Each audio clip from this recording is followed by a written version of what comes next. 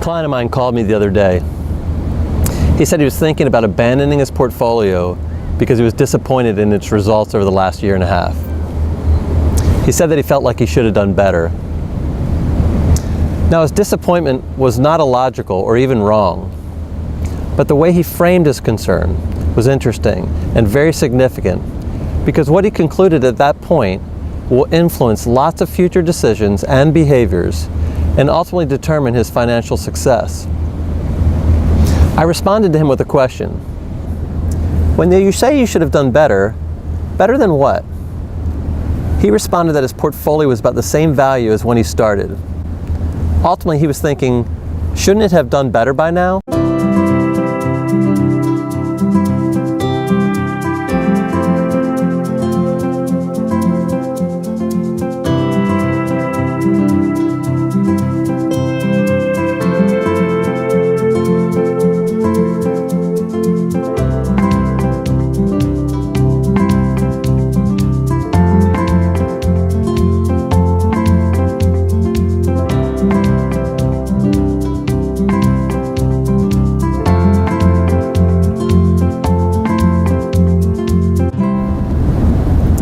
You see, his portfolio is no different than your portfolio.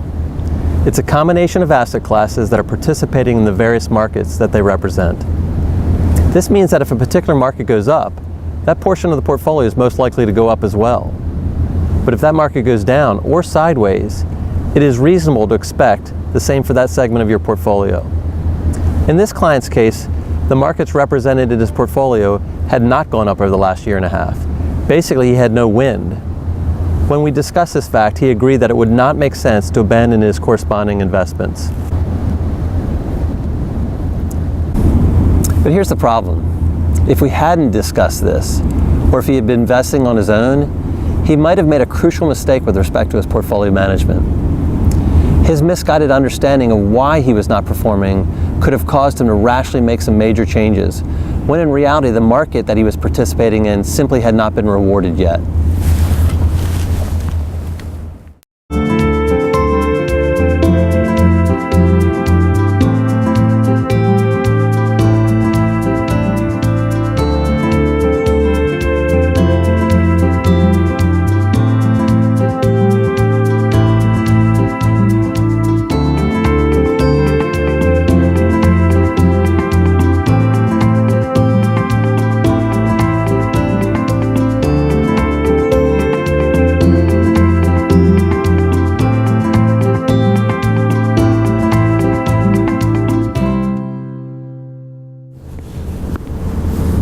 Let me give you an illustration. Have you ever been in traffic sitting still while the lane to your right was moving? You sit there long enough and eventually you say, I've got to get over in that lane. So you edge your way out and you finally pull out into moving traffic, but just when you get in that new lane, it comes to a dead stop and the lane you just left now is moving forward. Many of us have had a similar experience in investing. We become frustrated watching our investments doing nothing, and we hear about some investment that has been doing really well. Sometimes we make a decision to move to this other investment only to watch it come to a standstill, or worse, to go down. I call this rear view mirror investing, because in effect we're looking in the past while we're making decisions about the future.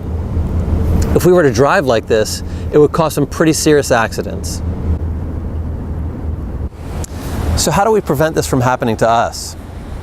Well, when measuring our progress, we need to identify where our returns come from. In some cases, there are good reasons to abandon an investment strategy. However, most of the time, the investor simply hasn't given it enough time to work itself out. Don't give up on a good thing, especially for the wrong reasons.